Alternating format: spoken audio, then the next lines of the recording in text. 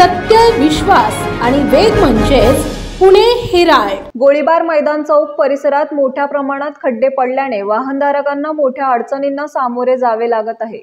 सोलापूर बाजार चौकीपासून गोळीबार मैदानापर्यंत रस्त्यावर पावसामुळे खड्ड्यांचा पाऊस पडलेला आहे।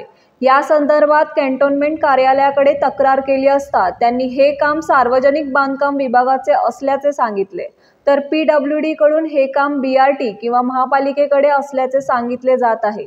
त्यामुळे रस्ता दुरुस्तीचे काम नेमके कोणाकडे आहे याबाबत गोंधळ निर्माण झाला आहे। दरम्यान या समस्येकडे लक्ष देत मानवडी वाहतूक विभागाचे वरिष्ठ पोलीस निरीक्षक श्री फुलपगारे यांच्या मार्गदर्शनाखाली पोलीस हवालदार पवळे, पाटील, तामाणे, महिला पोलीस हवालदार नांगरे, पोलीस शिपाई भोसले, अल्लाट व चव्हाण यांनी स्वतः पुढाकार घेऊन खड्डे भरण्याचे काम हाती घेतले।